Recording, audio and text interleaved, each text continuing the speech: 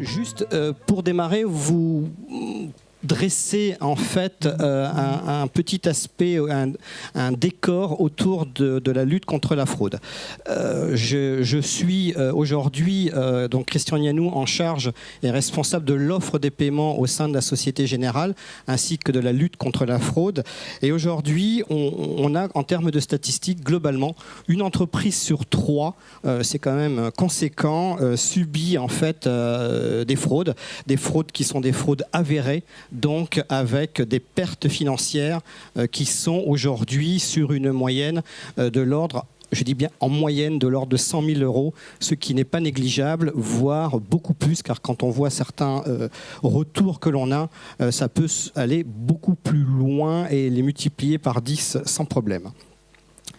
L'un des premiers aspects que nous avons sur la typologie des fraudes, c'est la fraude sur la modification des IBAN sur les bases tiers, les bases fournisseurs. Et là aussi, on voit au-delà de tout ce qui peut apparaître sur la partie cybercriminalité, phishing, etc. Donc un modèle qui peut aussi être présent au sein des entreprises. Ce qui est plutôt positif, c'est que dans un dernier sondage que nous avons, on voit qu'une entreprise, globalement sur 2, envisage à partir de maintenant de s'intéresser et de mettre en place des solutions qui sont aujourd'hui présentes ou à venir pour justement lutter efficacement sur la fraude, en plus de tous les processus qui sont mis en place au sein des entreprises. Dans ce contexte, les banques aujourd'hui travaillent déjà sur des offres qui existent sur la lutte contre la fraude, des offres de place. Donc nous avons Cepamel Diamond aujourd'hui qui fonctionne déjà depuis plus d'1 an efficacement sur quasiment l'ensemble des banques, avec 95% des IBAN qui peuvent être vérifiés sur la place française. Donc c'est déjà, je pense, un atout considérable sur les IBAN France. Et sur des banques, directement sur des offres que nous pouvons avoir au sein des établissements bancaires, c'est des offres que nous avons complémentaires qui permettent de pouvoir, par exemple Société Générale a des offres qui vous permettent de pouvoir tout simplement limiter avec des choix à multicritères les émissions de virements, soit sur des modèles de montant, soit sur des modèles de périmètre de région dans le monde, soit en croisant un certain nombre d'informations ou sur des opérations, sur des comptes spécifiques, de pouvoir limiter, de bloquer et de vous informer en fait de la tentative qu'il peut y avoir de façon à ce que vous puissiez prendre derrière les mesures nécessaires au sein de l'entreprise. Vous voyez que dans ce contexte, il y a déjà un certain nombre de choses qui sont faites sur la place et par les banques. Vous-même, certainement, vous avez la possibilité au niveau de vos prestataires aujourd'hui, éditeurs et autres, de pouvoir aussi compléter ce dispositif au sein de vos entreprises. Et c'est dans ce contexte aujourd'hui que nous allons avec Baptiste ici, la société Trustpair, proposer un partenariat qui va bientôt se mettre en place de façon aussi à vous apporter ces solutions directement. Ce que je vous propose donc, c'est de présenter Baptiste et Arnaud de façon à déjà voir sur quel périmètre nous allons démarrer cette table ronde. Bonjour à tous, je suis Baptiste Collot, donc fondateur de Trustpair. Avant de lancer Trustpair, j'ai bien connu les problématiques que vous rencontrez puisque j'ai été trésorier pendant 4 ans dans la direction financière du groupe Bouygues au niveau de la holding. Donc c'est confronté à ces problématiques de sécurisation des paiements et de la donnée fournisseur au sens large que Trustpair est né. Voilà. Et Arnaud de Lignyville, donc moi je suis un de vos pairs, trésorier depuis une dizaine d'années dans des environnements assez différents, au départ au sein du groupe Bouygues également, puis dans une coopérative agricole qui s'appelle Axéréal et aujourd'hui au sein du groupement Les Mousquetaires, donc dans des environnements assez variés mais tous très confrontés à la fraude. Merci Baptiste et Arnaud. Qu'est-ce qui est nouveau dans la lutte contre la fraude, messieurs, et la sécurisation des paiements? Pourriez-vous nous indiquer donc les ouvertures qui sont apportées par votre solution dans le cadre notamment de la digitalisation et de l'intelligence artificielle? Arnaud. Baptiste. Allons-y, changeons. Ok. Nous, on fait un constat qui est globalement plutôt sans appel aujourd'hui, c'est qu'il y a en moyenne 30-40% des données qui sont présentes dans les bases fournisseurs de nos clients qui sont erronées. Alors, ça peut être à peu près n'importe quel type d'erreur, hein. Ça peut être du doublon, des comptes qui n'existent plus, des sociétés qui n'existent plus, etc. Néanmoins, ça témoigne d'une chose, c'est que nos clients ne sont absolument pas en maîtrise de la donnée qui est associée à leurs fournisseurs et au paiement. En face de ça, il y a des process manuels qui cherchent encore plutôt en vain à continuer de maîtriser cette donnée, alors qu'elle est extrêmement volumineuse. On a constaté avec les centres de services partagés que les équipes qui sont en charge de ces données sont de plus en plus réduites et pourtant la volumétrie de données explose. Face à ça, il y a une digitalisation de la donnée, il y a une complexité de cette donnée, il n'y a rien de plus insignifiant qu'un IBAN, qu'un numéro de TVA, qu'un numéro de sirène. Et voilà, la finalité, c'est qu'on traite des problématiques digitales avec de l'humain et voilà, aujourd'hui, ça peine, d'où la nécessité de digitaliser. La fraude s'est complexifiée, elle s'est également digitalisée. Les derniers grands cas en date le témoignent. La fraude au président n'existe, on va dire presque plus. Cette situation dans laquelle on voulait isoler une personne dans l'entreprise, la contraindre à sortir des process en place, ça n'est plus le cas. Aujourd'hui, il y a un sentiment de sécurité qui continue d'exister dans le cas des nouvelles fraudes. Notamment, je parle de hacking des serveurs mail, etc. L'information que vous percevez, que vous recevez, vous semble fiable et pourtant, elle ne l'est pas. Voilà. Voilà, et du côté du trésorier, clairement, moi, dans toutes les entreprises où je suis passé, j'en connais aucune qui n'ait jamais été atteinte par la fraude, au moins en termes de tentative. C'est un sujet qui est omniprésent. Ça, c'est le premier point. Le deuxième point, c'est que le trésorier, il est le garant de la sécurité. Comme il agit en bout de chaîne sur les paiements, c'est sur lui que repose la clé de voûte de la sécurité. Ça, c'est un point qui, pour moi, est crucial. L'autre élément, c'est que tout s'accélère. L'économie s'accélère, le temps s'accélère, et donc les chaînes de paiement se raccourcissent énormément en termes de temps. Ce qui signifie que le trésorier, il doit établir clairement des processus imparables pour la fraude et qui lui permettent de décider dans le calme des process qui seront utiles dans l'urgence. C'est-à-dire qu'on a une urgence du paiement, ça se prépare dans le calme.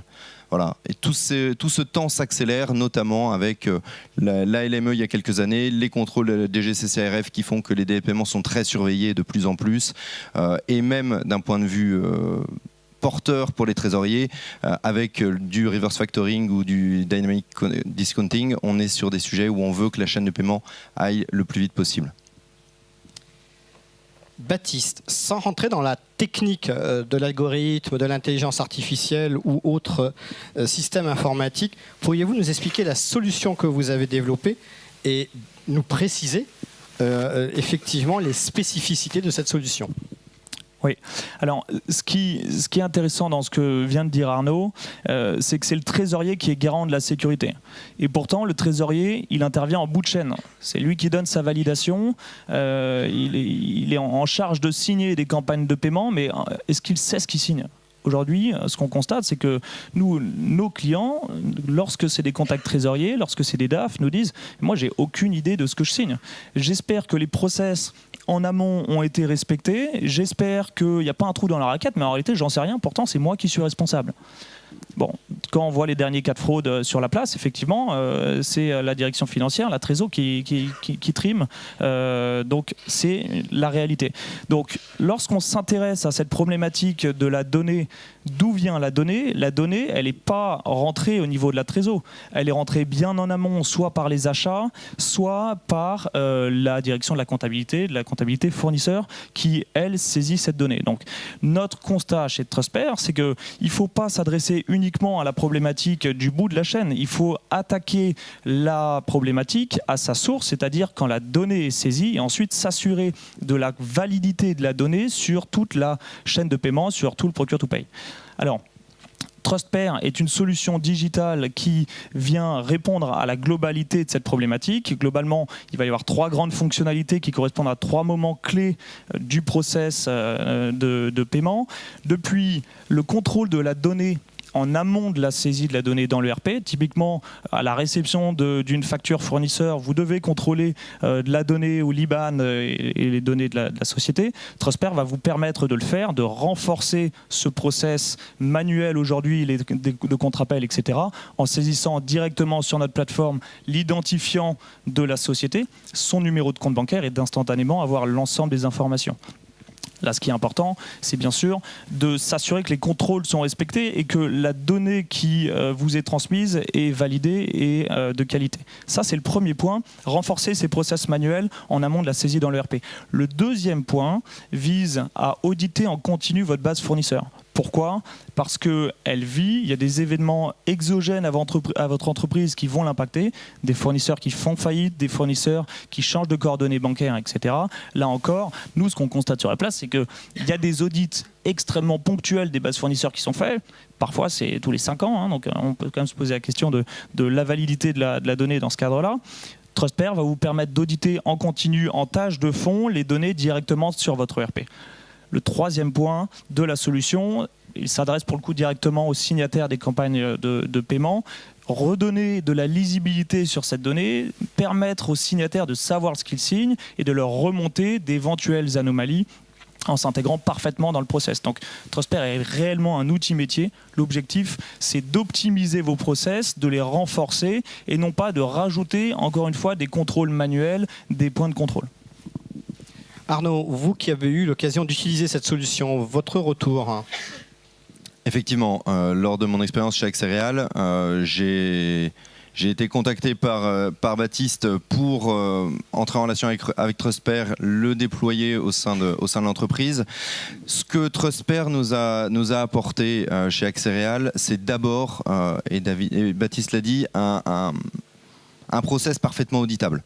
À tous les moments du cycle de vie de notre bastière, nous pouvons vérifier la donnée.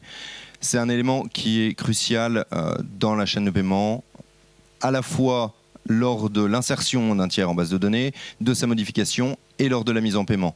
Ça nous permet vraiment de vérifier et valider cette donnée à tout instant. Voilà, ça c'est clairement le premier point.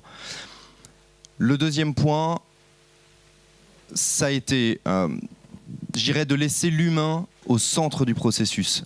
Oui, c'est une fintech, oui, c'est beaucoup de services de réactivité, de validation de données, mais Trustpair nous apporte surtout des éléments de choix, de décision lorsque nous payons, lorsque nous validons un tiers.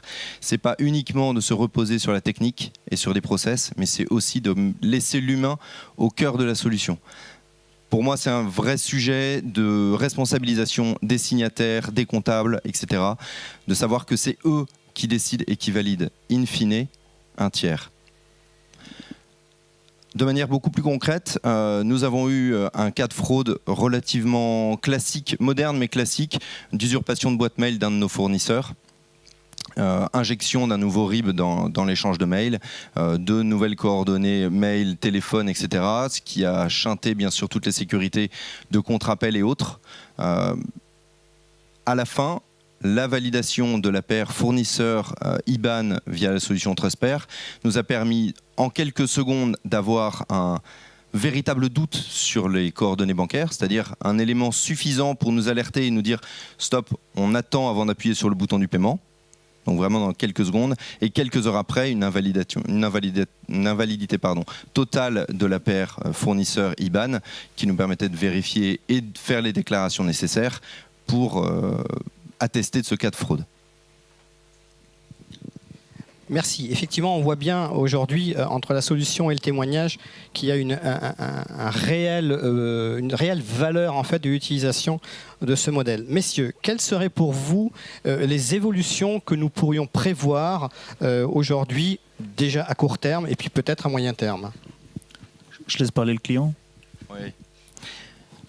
Alors pour nous, les premiers besoins, c'est d'abord une extension géographique totale.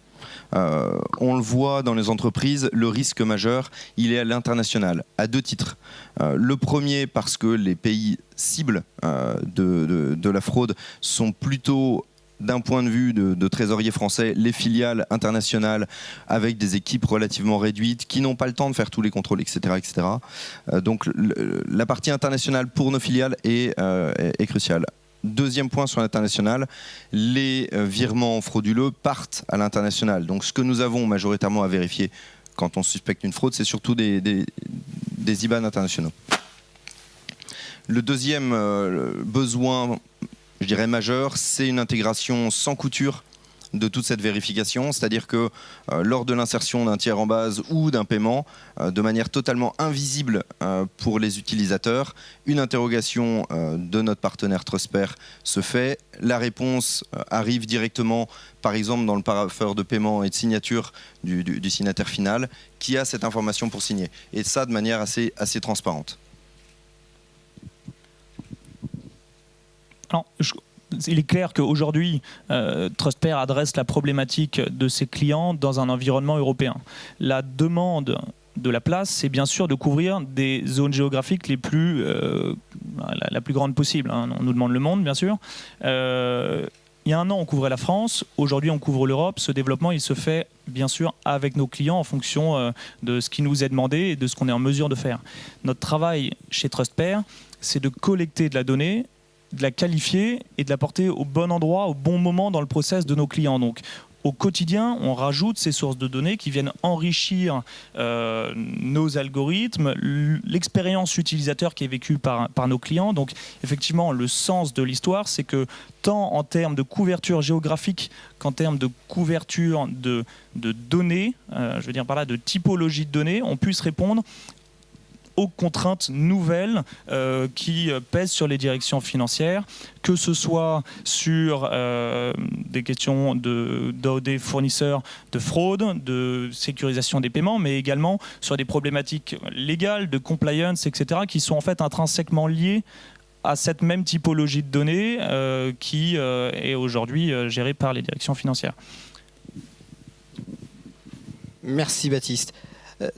Aussi au niveau de Société Générale, dans ce contexte-là où on est présent en France et bien sûr en Europe et à l'international, la volonté est effectivement d'avoir un partenariat avec Trustper de façon à pouvoir proposer à nos clients en direct via Trustper avec l'accompagnement de nos experts en cash management, une solution qui soit vraiment globale, qui intégrera, comme je vous l'ai dit tout à l'heure en début de la présentation, une connexion aussi à Diamond sur la partie des IBAN France qui va venir compléter la partie offre de Trustper et permettre ainsi de pouvoir, sur la totalité de la chaîne de valeur, la partie paiement, de pouvoir vous sécuriser la partie paiement. D'autre part, dans le modèle, comme je vous l'ai dit au début, au niveau de Trustper, nous allons donc démarrer une première action, je pense, d'ici l'été, où on va, au niveau, en tout cas, de la région parisienne, contacter et rencontrer un certain nombre d'entre vous pour vous proposer cette solution globale qui vous permettra ensuite, bien sûr, en fonction de votre organisation et de votre souhait, la mettre en place. Voilà un peu, je pense, l'environnement dans lequel nous sommes.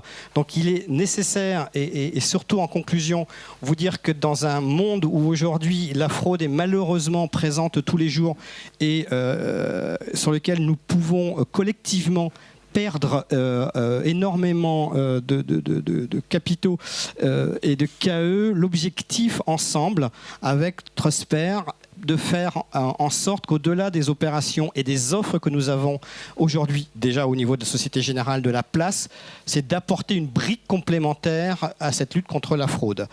Messieurs, un mot de la fin ? Oui, alors pour rebondir sur l'association Diamond, qui est une belle initiative française, mais qui, quelque part, ne peut pas répondre seule à la problématique de nos clients. Ça serait un outil qui répond à une petite partie des fournisseurs. Et, on constate 70% de couverture en France, avec toute la problématique de la gestion éventuellement des cas particuliers, des faux positifs, etc.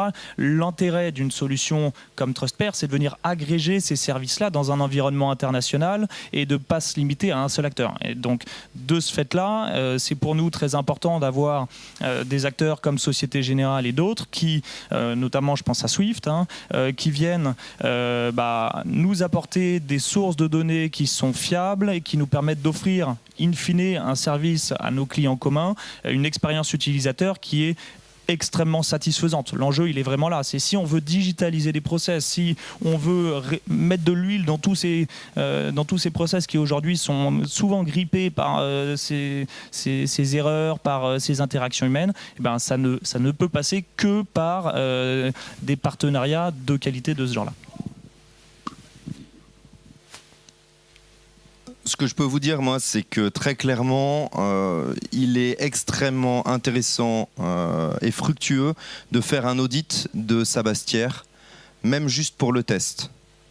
Je pense qu'une fois que vous l'aurez fait, vous retournerez vers Baptiste ou quelqu'un d'autre, peu importe, mais vous constaterez que votre Bastière, elle est, je ne vais pas dire vérolée parce que ce serait un gros mot, mais en tout cas, elle est remplie de données obsolètes, voire fausses, et ça fait parfois un peu frémir, mais en tant que trésorier, c'est votre job de prendre ce sujet-là à bras-le-corps et de le traiter.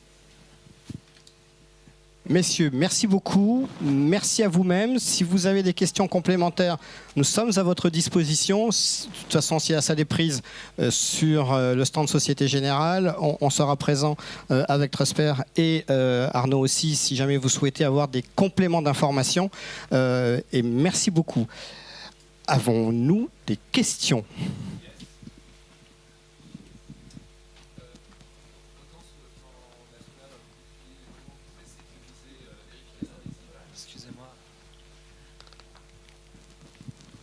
Bonjour.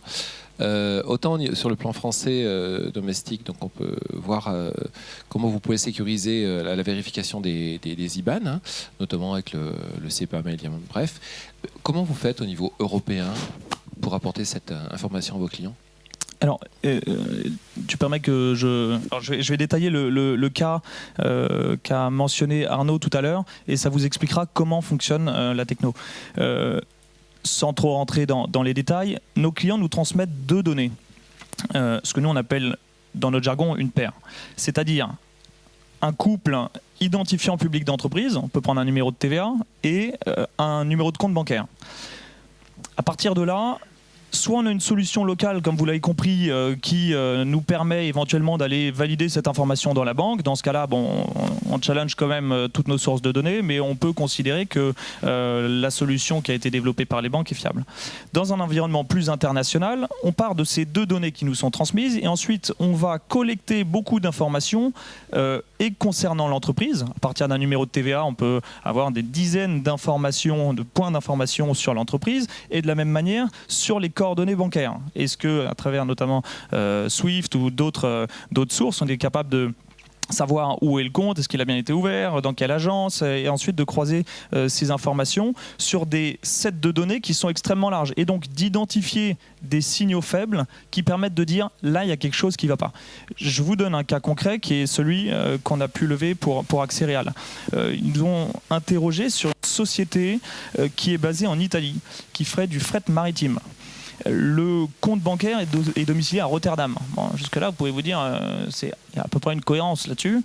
La réalité, c'est qu'on n'a même pas cherché à savoir si oui ou non le compte bancaire appartenait à l'entreprise, parce que on va récupérer des informations concernant l'entreprise de manière automatisée. On constate qu'il n'y a pas d'informations qui ont été actualisées depuis 3 ans, que le nom de domaine, de la même manière, n'a pas été renouvelé. Et donc, sur ces points d'information mis bout à bout, on se rend compte qu'en fait, il y a une incohérence entre et de la domiciliation géographique et la quantité de données disponibles, etc. Et donc, instantanément, on est capable de vous dire, au regard de toute la volumétrie d'informations qu'on traite par ailleurs, qu'effectivement, il y a des incohérences et qu'il y a un risque qui est élevé, en fait. Notre travail, dans ce cas-là, c'est de donner de la lisibilité sur cette donnée à nos clients. De la même manière que lorsque vous lisez un numéro de TVA ou un IBAN, vous n'en décodez quasiment rien, si ce n'est le nom du pays, peut-être la banque si vous êtes bon ou si vous avez l'habitude, mais en réalité c'est très compliqué d'avoir une analyse pertinente de cette information. Nous c'est ce qu'on fait parce qu'on la traite dans une très grande volumétrie avec des historiques de paiement, etc. et on est au cœur de l'information.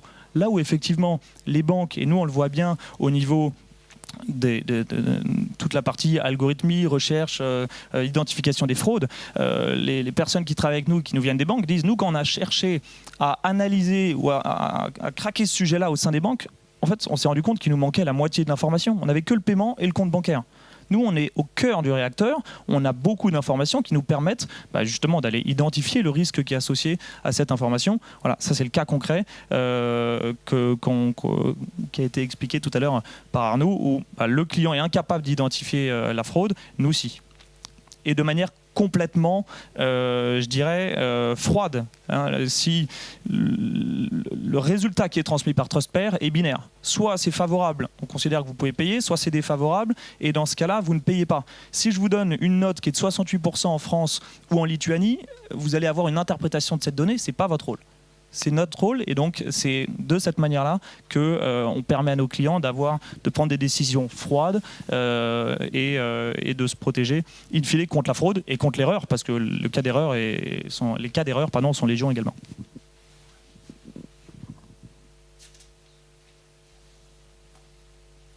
Comment ça se passe pour des tiers qui s'est factorisé sur le compte pour le coup, ou le tiers n'est pas identifié sur le compte bancaire? Ouais, c'est une très bonne question. C'est notamment l'un des cas, par exemple, sur le sujet de SEPA Mail qui n'est pas traité. Les factors sont identifiés dans quasiment tous les pays du monde, ce qui nous permet de la même manière d'identifier des profils de risque. Est-ce que déjà ce compte de factor est connu par ailleurs? Est-ce que ce factor a bien été référencé, etc. De la même manière, dans la fraude classique sur les comptes de factor, on vous dit merci de me payer sur ce compte de factor. Vous ne savez pas forcément si c'est un factor ou pas. C'est un cas effectivement que nous traitons et qui a une vraie valeur ajoutée pour nos clients vis-à-vis de solutions, si on parle bancaire uniquement, seules.